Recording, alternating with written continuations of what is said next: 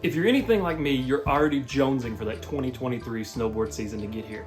Maybe you're already starting to look at planning your trips or your destinations or where you're gonna go. Or if you're like me, you've already booked that trip. We're going to Utah for 7 days. Can't wait. Solitude, Brighton, Snowbird, gonna be good.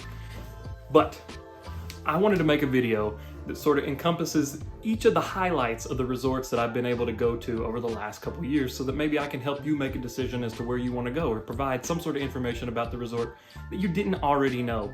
I want to share with you the standout feature about each of the resorts, or just some of the ones that I've been to over the last couple of years, something that really stood out about each resort that kind of made it unique to me. So first up on the list is Vail. The highlight for me, the big standout area of Vail has to be the back bowl terrain of Vail. It's massive, it's full of giant powder fields, trees, little hidden rock drops, and it's big enough that even though you get back there, it thins out the crowd quite a bit because it is such a massive part of Vail. I think it's, if I'm not mistaken, it's like 75% of Vail's terrain and skiable acreage is actually made up in the back bowls. Next up, what I would talk about is Beaver Creek. Beaver Creek, I think the biggest standout for them is the low crowds. Compared to most other Vail resorts, or really any other Vail resort that I have been to, Beaver Creek by far has the lowest crowds. It's got tons of aspen tree runs, and also it has cookie time. I mean, there's no other resort to my knowledge that does anything like cookie time every day at 3 o'clock. Cookies are pumping out like you've never seen before, and the chocolate chip cookies are absolutely delicious. Next on my list is Keystone. Keystone, I think the thing that stands out to me the most is the way the mountain is laid out to allow you to progress really easily. Your first mountain has a mixture of all different types of terrain, beginner, intermediate, advanced. But then as you go on to that second mountain, it's nothing but intermediate and above. And then the same thing as you go on to the third mountain. However, the thing to note here is I think that the blues on the second mountain are steeper than the blues on the first mountain. And then you go to the blues on the outback are going to be even steeper than the blues that are on that second mountain. And the thing I like about it though is it makes it really easy to progress. As you're feeling comfortable, you're ready to go on to the next thing. You go to that next mountain and everything's going to be a nice little step up. And it's going to continue to challenge you and push yourself, as well as it's going to keep the beginners more on that front mountain, and as you go further back, you're only going to have intermediate and advanced riders. Next on my list of highlights would be Breckenridge. The thing that stands out to me the most about Breckenridge is it has a massive amount of terrain, and it's super easy to traverse from one side to the other. The chairlift layout is really great. I thought it was going to be confusing, but within a day of riding, I knew easily how to go from one side to the other.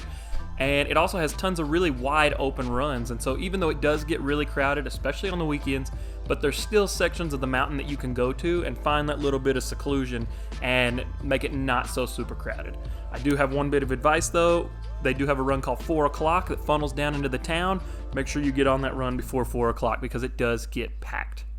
Next up on my list, what I want to talk about is Arapahoe Basin. Arapahoe Basin has these really cool, feels like a small mom and pop vibe kind of resort versus a giant corporate resort, but it still has a ton of terrain. The views are epic, and I think the thing that really is special to me, for whatever reason, I think the view from the very top and riding from the top to the bottom is just a really awesome run. I love the views from the very top because you're over 13,000 feet up there. You're way up.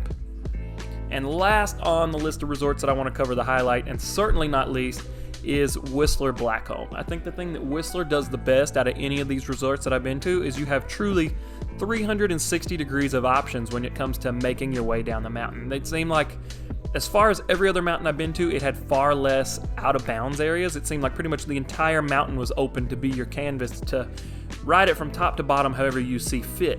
And it has over 8,000 acres of terrain, plus you're getting 2 mountains for the price of one. You have Whistler and Blackcomb, so there is a ton of terrain to ride, and you can literally ride, it seems like, anywhere you want to that's deemed, safe to ride. I hope you found this video helpful. If you did, make sure to smash that like button to help push this out with the almighty YouTube algorithm to all sorts of people who are planning their snowboard and ski trips for this upcoming winter season. I have a lot more videos that are going to be encompassing different travel tips, a couple resort reviews, all sorts of good stuff coming. So make sure you subscribe and hit that notification bell so you can be alerted when all that goes live. Like I said, we are doing a whole week in Utah. We also going to try to go to Snowshoe, West Virginia, Winter Park, Colorado, maybe a couple other trips here and there.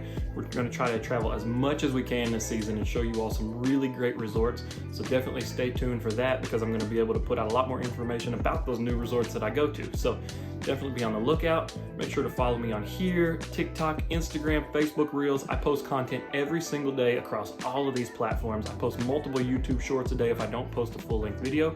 So definitely be on the lookout. Thank you guys so much for taking the time to watch. See you all on the hill soon.